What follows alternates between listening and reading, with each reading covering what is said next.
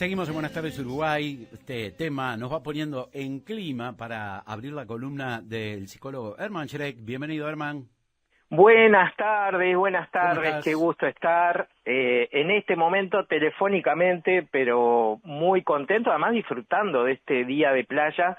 Lamento no estar en la playa, hubiera sido bueno salir desde la arena con las patitas en el agua, pero no es el caso. Y bueno, feliz de estar, Leo, encontrarme contigo, con Bruno, con todo el equipo.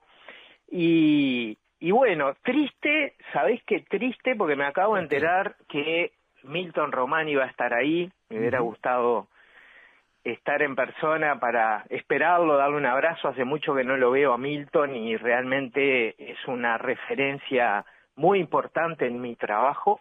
Lo ha sido, pero además una persona de una generosidad enorme, donde, por ejemplo, fue uno de los prologuistas de mi primer libro y además estuvo en la presentación de Soltar las muletas, una persona que quiero mucho y respeto y admiro mucho desde lo profesional, así que bueno, lo voy a escuchar sin dudas, pero me apena no estar ahí, así que disfrútenlo mucho como seguramente lo van a hacer. Sin duda. ¿Cómo que te impactó el fútbol de fin de semana? Mirá, me impactó desde alguien que lo mira con ojos curiosos desde la vereda enfrente. Y voy a hacer una confesión. A ver. Estuve a punto de alegar una gripe, una tos, una angina, porque cuando decidí plantear este tema como columna, me di cuenta la enorme dimensión que tiene esto, lo complejo que es. Confieso que estuve interiorizándome bastante, ¿no? Desde un autor que hoy está muy presente en mi vida, que Byung-Chul Han.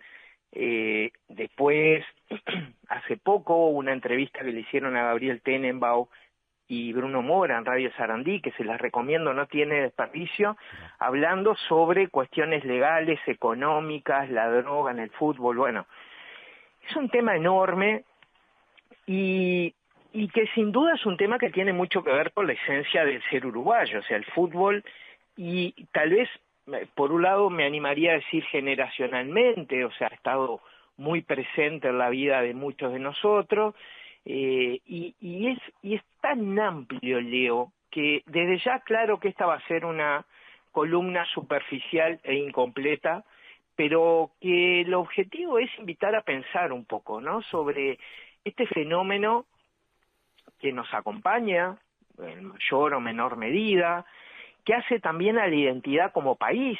No sé si te ha pasado a vos viajar a otros países y cuando decís Uruguay te nombran jugadores de fútbol. Sin duda. Según el país donde estés, ¿no? Sí. Cuando viajo también, y sabés que viajo a lugares muy lejanos, en la presentación del país no puedo evitar hablar de jugadores de fútbol. Ahora bien, también como fenómeno es es muy complejo y muy interesante a la vez, ¿no? Porque estamos hablando de una actividad que claramente genera un impacto emocional en muchísimas personas, como te escuché decir en la presentación del programa. Vos veías alrededor gente muy triste, gente muy alegre, veías también otra serie de fenómenos que tienen que ver y que vamos a abordarlo también hoy con la parte más oscura de esto, ¿no?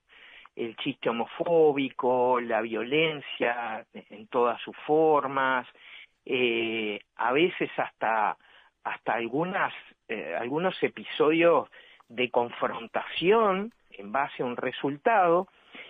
Y lo interesante es que es en base a un resultado de una actividad sobre la cual la enorme mayoría de nosotros no tenemos ningún poder de decisión, ¿sí? Y eso es lo interesante, ¿no? Que somos más que nunca en esta época espectadores pasivos que reaccionan emocionalmente frente a algo sobre lo cual no tienen ningún tipo de injerencia, ¿sí? Es curioso si uno lo ve así. Exacto. Mirá, y me acuerdo siempre una frase que leí hace muchos años que decía, si cuando tu equipo gana, vos decís ganamos, es como lo mismo que mirar una película porno y decir hicimos el amor, por no usar otra palabra de origen español, ¿no? O sea, vos estás ahí y aunque estés en la cancha, digo que eso también es, por supuesto, es también otro fenómeno. Desde hace muchos años los espectadores en las canchas de fútbol son parte del decorado de una industria mucho mayor que tiene que ver con la televisación, ¿sí? Claro. Esto, algún antropólogo cita el inicio de esto en un gol que hace Maradona y lo va a gritar frente a una cámara de televisión, una imagen que posiblemente todos tengamos en la mente, ¿no? Y ahí te das cuenta que somos meros espectadores de algo que además tiene un montón de otras aristas que intentaremos abordar lo más posible, ¿sí? Sí, sí. Entonces, por supuesto que el fútbol ha estado presente en nuestra vida, tiene que ver con nuestro ADN como país, sin ningún lugar a dudas, y tiene algunos aspectos que por un lado pueden ser beneficiosos, ¿no? Esta forma de vivir el fútbol, pueden ser beneficiosos y por otro lado son riesgosos, ¿no? Primero y lo más claro es el sentido de pertenencia. Desde chico muchos de nosotros nos embanderamos con algún club de fútbol, muchas veces por herencia familiar. Generalmente. Generalmente, ¿no? O por vivir cerca del club. Por vivir cerca del club, por ser del barrio, porque hay una profunda identidad en cuanto al lugar donde vivís, porque tu papá era del mismo cuadro, o porque tuviste un abuelo que jugó en las inferiores hace un montón de años, o porque el tío canchero, que además es del cuadro opuesto a tu papá, bueno, hizo su trabajo y es parte del folclore todo eso, ¿no? Yo recuerdo muy bien la primera camiseta que me regalaron de uno de los cuadros principales del fútbol uruguayo, y que en realidad también es una identidad que te permite un intercambio social. O sea, yo te escuché a vos decir algo hace un ratito, a lo cual me adhiero totalmente, ¿no? Casi siempre yo lo digo de manera más humorística y es, tengo menos fútbol que utilísima, ¿no? ¿Se acuerdan el canal argentino de recetas y cosas de esas? Porque soy de ese grupo de personas a la cual el fútbol no le pasa ni siquiera por el costado, ¿sí? Algunos dirán que tiene que ver con mi escasa habilidad para los deportes y en parte tiene razón. Y por otro lado, porque tal vez hay cosas que canalizo por otra vía o que he decidido desarrollar en otro aspecto. Ahora bien, ¿qué pasa cuando te encontrás con alguien y te pregunta de qué cuadro sos? Y durante gran parte de mi adolescencia yo sentía la necesidad de tener una respuesta a esa pregunta, porque si no quedás afuera, ¿sí? No nos olvidemos que tal vez lo que tenemos más de 50 años, en otro tiempo y en otra adolescencia tal vez diferente a esto, que no te guste el fútbol podía generar dudas sobre tu sexualidad también, ¿no? Si no jugabas al truco también, ¿no? Pero esta cuestión de tomar una identidad en base al fútbol también como moneda de cambio y lubricante social a la hora de establecer vínculos. ¿Vas haciendo acuerdo conmigo en estas cosas, Leo? Totalmente, si no, ya sabes que meto la cuchara. Me encanta, me encanta.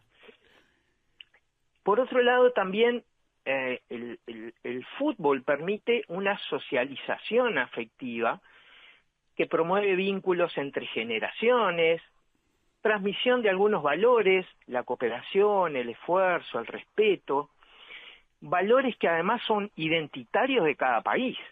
Y ahí le pedí a Bruno que para el cierre de la columna prepare una canción que para mí refleja claramente la relación del fútbol y la identidad de Uruguay, ¿no? Podemos pensar en la región El Jogo Bonito, brasilero, ¿no? Podemos pensar en Argentina, esta cuestión más de el aprecio por la transgresión. Esto todo corre por cuenta mía, ¿verdad? Sí. Recordemos que una de las cosas que más se ha destacado en Argentina, y yo tengo mucha televisión argentina encima por vivir en un departamento limítrofe, es el gol que Maradona les hace con la mano a los ingleses, ¿no?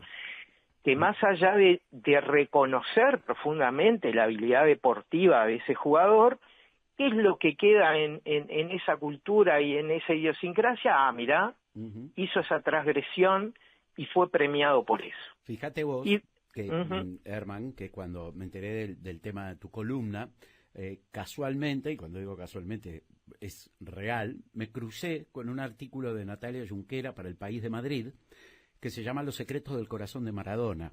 Y te lo hago bien breve, porque voy a sintetizarlo. Dice, hace ahora 5 años fue enterrado un hombre sin corazón. Nombre, Diego Armando Maradona. Profesión, futbolista. El órgano fue extraído para convertirse en prueba pericial en la causa que investiga su muerte.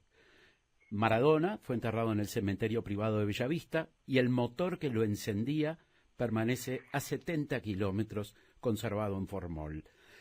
Este corazón, que si bien es parte de una investigación policial, etcétera, etcétera, se sabe que integrantes de la Barra Brava de Gimnasia de Esgrima de La Plata, que fue el último equipo que dirigió, intentaron robarse el corazón para convertirlo en reliquia. Imagínate el impacto que esto tiene, ¿no? Digo, más allá de, bueno, después continúa el artículo, ¿no? Pero es como si estuviéramos hablando de los clavos de Cristo tal cual, o de alguna otra deidad, de otra religión. Bueno, tenemos una iglesia maradoniana en el mundo, ¿no? O sea, esta cuestión que también tiene que ver con la fe argentina, bueno, con mucho vínculo que tiene ese país, especialmente con la religión católica. Y vamos a Uruguay, que para mí la canción que va a cerrar la columna representa mucho de nuestro ADN, que es esta cuestión de la garra, esta cuestión del esfuerzo, esta cuestión de, ¿no? Algo que hemos aprendido desde la infancia, que es muchas veces llegar a base de una calculadora, al mundial, o llegar a algunos campeonatos a nivel nacional, pero además esta cosa de vamos arriba y que nos cuesta llegar y el esfuerzo, ¿no? Entonces también esta manifestación popular, que también es el fútbol, nos representa mucho de lo que somos. Y acá, y además escuchándote, Leo, me doy cuenta cuán difícil me resulta separar el deporte de todo lo que hay alrededor. Y a veces el problema acá no está en el deporte. Y ahí sí, esto lo aprendí hace años, la diferencia entre lo que es el deporte como juego, ¿no? Como divertimento, como momento de compartir con amigos, y lo que es después un deporte competitivo, y en especial el fútbol tan rodeado de cosas muy complicadas, muy jodidas, que a veces también es el marco donde las personas se permiten expresar aspectos negativos de su ser, de su personalidad, de su psiquis, donde parece que hubiera impunidad, ¿no? Bueno, volviendo al caso de Maradona, ¿no? Una persona que fue un genio en el fútbol y después no paró de hacer desastres, digo, comportamientos con su familia, utilizar a la familia como escudo, bueno, todo lo que, el hacer lo que se le cantara, porque de última la gente le obedecía, por lo que fuere, y se le disculpa todo. Se le disculpa todo y no es necesario ir, digamos, a figuras mundiales de la talla de Maradona. Yo quiero traer esto, Leo, un poquito más a tierra, haciendo también la salvedad que en el fútbol no es el único deporte competitivo donde se da este fenómeno, esto quiero ser bien claro, pero también estoy pensando en las personas que cuando van a ver un partido de fútbol insultan, golpean a otros, a veces hasta provocarle la muerte, donde se dan episodios de violencia que parecería que están realizados en un espacio de absoluta impunidad.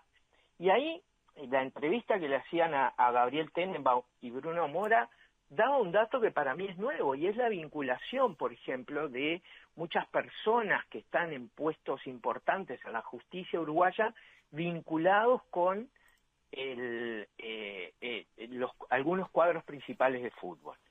Pero no solo llegando ahí, que llegar ahí también es un montón, porque entre otras cosas, estas dos personas hablaban de cómo cuando hay una situación delictiva y la justicia actúa, bueno, aparece mecanismos por los cuales la pena a veces se retira o es menor, ¿no? Sino como a los ojos de todos nosotros aquello que ocurre en pos del fútbol parecería que no tiene el mismo peso que ocurriera afuera, ¿no?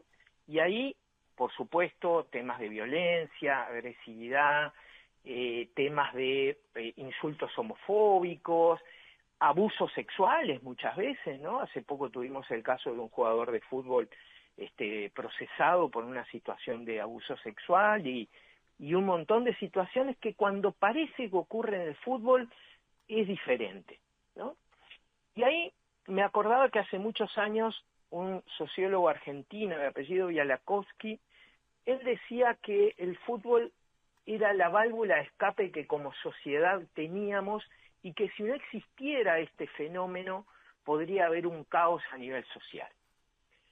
Claramente eso no es verdad y hay un montón de estudios que demuestran que aquella persona que es violenta dentro de un campo de juego, que es violenta en las tribunas mirando al cuadro de sus amores, llega a su casa y también es violento, ¿sí? Uh-huh. Esto está bueno planteado porque argumentos como este son parte de la justificación del vale todo en una actividad como es el fútbol competitivo y deportivo, ¿sí? De ahí que también el tema del consumo de drogas, bueno, qué bueno que lo vas a tener a Milton ahí, pero está muy claro también que el fútbol competitivo es parte de una industria que mueve muchísimo dinero, donde el hincha es simplemente un empleado sin remuneración.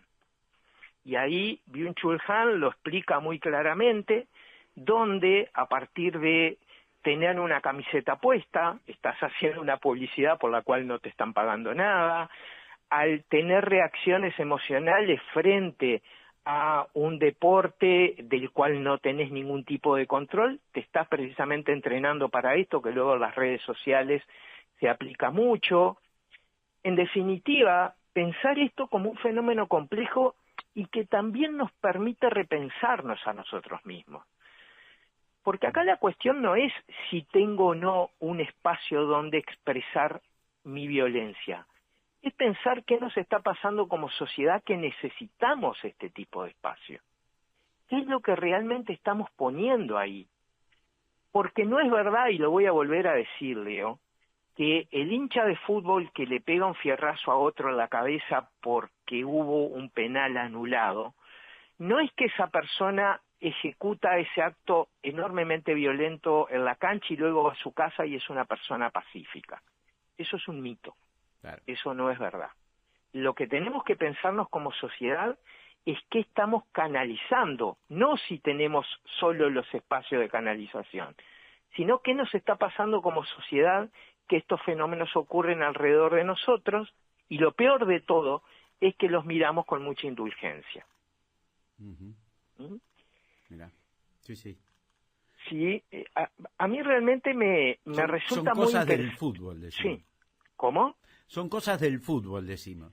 Exacto. Esto que también viene de la propia práctica del fútbol, ¿no? Lo que pasa en la cancha se queda en la cancha, ¿no? Uh-huh. Que en parte yo lo entiendo como, digamos, evitar, ¿no? Es como aquel dicho de ojo por ojo, ¿no? Que en realidad esa frase ojo por ojo, en realidad evitó masacres, algún día podemos hablar de eso, pero esta cuestión de lo que pase acá no vale. Sí que vale porque además vos te fijás que a nivel del fútbol competitivo son fenómenos que se repiten en distintos niveles, ¿no? Basta con ir a un partido de baby fútbol y poder ver ahí cómo también la violencia, en muchos casos, en otros no, me consta, se va inculcando esta impunidad en el cual yo te puedo decir cualquier cosa, pero como es dentro de una cancha de fútbol, te la tenés que bancar, tiene un sentido, y el ejercicio de la violencia, del menosprecio, del insulto, parece estar permitido porque se da en el marco del deporte, ¿sí? Uh-huh. ahí también encontramos que vivir el fútbol competitivo de esta manera también es un síntoma de dependencia emocional, claramente, ¿no? Hace muchos años yo estaba hablando con una persona mayor que yo, madre de un amigo, que miraba al cielo y se había bajado de esas aplicaciones que te indican cuándo van a pasar los satélites alrededor tuyo. Viste que hay aplicaciones de teléfono. Y ella estuvo todo este rato pendiente y después miró cómo pasaba una luz blanca por el cielo, y yo la miraba muy curioso, ¿no? Por esa actividad que para mí además era nueva, pero curioso también por sus palabras siguientes, que fueron: esto es uno de los momentos más felices de mi vida. Mirá. Y honestamente, Leo, mi pensamiento interno es: qué vida pobre debes de tener para que este sea el momento más feliz de la vida. Y lo digo pobre, y en realidad usé otra palabra, en mi cabeza aparece otra palabra, porque en realidad, si en el fútbol, si en una actividad sobre el cual yo no tengo ningún tipo de control, injerencia, donde alguien me podrá decir: sí, pero disfruto del buen fútbol. Bueno, perdón, yo escucho gente futbolera que dice con claridad que el fútbol uruguayo no se caracteriza por el buen fútbol. Vaya a saber Dios qué es el buen fútbol también, no me voy a meter ahí. Pero ¿qué pasa cuando esa actividad es lo más gratificante que tengo en mi vida? Donde toda la semana estoy esperando el domingo. ¿No es una buena oportunidad para empezar a pensar qué está pasando con mi vida, que esto es lo más gratificante que tengo? ¿Qué está pasando en mí? Está bien, tengo un espacio para canalizar, pero ¿qué estoy canalizando? Es cierto que ser hincha de un cuadro que va más allá del fútbol como actividad física implica también un espacio de socialización. Algunos clubes de fútbol realizan una función social también importante. Permite, también a veces es un espacio, leía por ahí un artículo, de buscar o un trabajo, o de conseguir vínculos con el poder, ¿no? Pero sobre todo, lo que muchas veces ocurre con el fútbol es que pasás a formar parte de manera muchas veces inconsciente de un ejército con el cual, si marchás al ritmo de la tropa está bien, y si no, no, ¿no? Claro. Y es un fenómeno que para mí, primero, es muy habitual en los tiempos que vivimos, en esta uniformización a partir de esta sociedad digitalizada, de búsqueda permanente de reconocimiento de los otros. Sí, hemos hablado en la columna y vamos a seguir tratando, porque en esta cuestión de todo el tiempo estarme mostrando de una manera donde yo siento que puedo ser aprobado por vos, y fijarme cuántos likes tiene la foto que publiqué, es una gran oportunidad, y ese es el objetivo de mi columna de hoy. Más allá del fútbol como actividad física, por supuesto, hablar del fútbol competitivo, sino también vernos nosotros en un fenómeno que nos permite no solo mirar hacia la cancha y ver lo que está pasando, sino también mirarnos a nosotros mismos. ¿Para qué usamos esto? ¿No? ¿De qué manera esta actividad, que tal vez en nuestra infancia empezó siendo un juego, termina formando parte del sentido de la vida de las personas y las lleva a un montón de actividades y de acciones que algunos dirán que no son así, ¿no?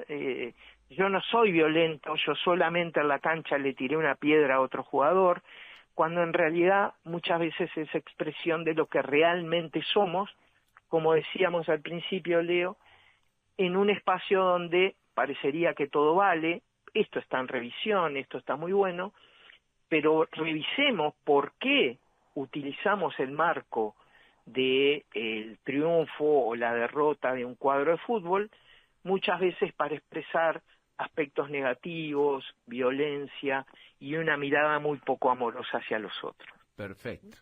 Bien interesante, profunda la columna y de bastante actualidad. De hecho, ahora acaban de suspender el fútbol juvenil en Rivera porque atacaron con machetes a algunos jugadores, algo que parece de ciencia ficción, pero sabemos muy bien que no lo es.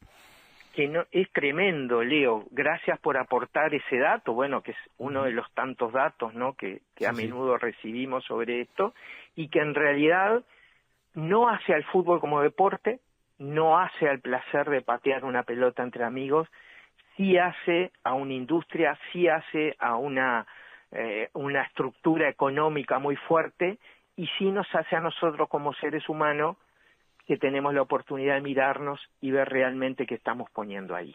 Herman, muchísimas gracias por este contacto, un placer escucharte. Querido Leo, un abrazo grande, un abrazo para mi querido Milton Romani y nos vemos pronto nuevamente en otra columna. Abrazo, Herman.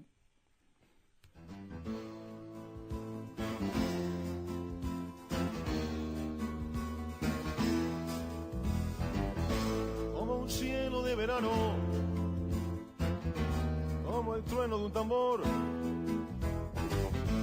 con la cara del murguista